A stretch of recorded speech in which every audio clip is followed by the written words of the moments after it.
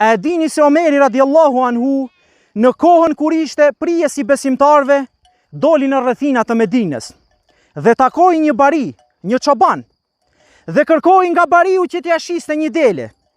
Mirë po bariu u çudit nga kërkesa e këtij njeriu të panjohur, nga që nuk e njifte dhe nuk e dinte se ky person është Omeri radiallahu anhu, është prisi i besimtarve.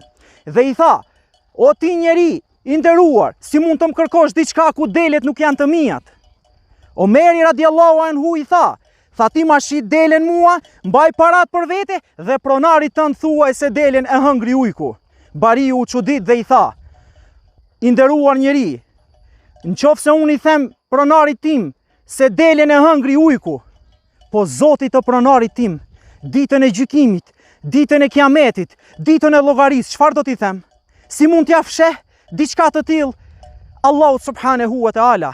Atëherë Omeri radiallahu anhu u largua, u ul në gjunjë dhe filloi të qaj, se me të vërtet në sundimin tim paska edhe njerëz që i kanë frikë Allahut subhanahu wa taala, paska njerëz që i respektojnë dhe i duan Allahun subhanahu wa taala, paska njerëz që i binden urdhrave të Allahut subhanahu wa taala.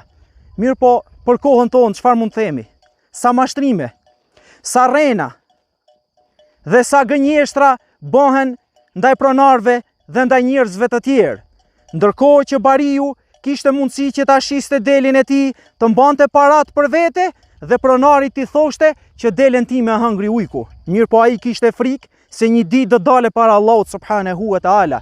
Kishte frikë se një ditë do t'i shpalosen veprat e tij para Allahut dhe do japë llogari për çdo punë që e ka bërë në këtë botë. Prandaj edhe ne të kemi frikë Allahun subhanahu wa taala se një ditë do dalim para Allahut dhe do japim llogari për çfarë do lloj pune dhe veprash që bëjmë në këtë botë. Të tregohemi të kujdesshëm, të matemi mirë për arsye se melekët që Allahu na i ka vendosur në supet tona që të shkruajnë veprat tona, ato nuk harrojnë. Çdo vepër, çdo fjalë dhe çdo punë tonën e shkruajnë. Atëherë edhe ne të jemi të kujdesshëm, të bëhemi besimtar, të bëhemi robër të Allahut, që ditën e gjykimit kur dalim para Allahut subhanahu wa taala me mëshirën e Allahut të futemi në xhenetet më të larta. Elusim Allahun subhanahu wa taala që të na bëj shembull për mirë, na bëj shembull që ta respektojmë dhe ta duam Zotin e gjithësisë. Walhamdulillahi rabbil alamin.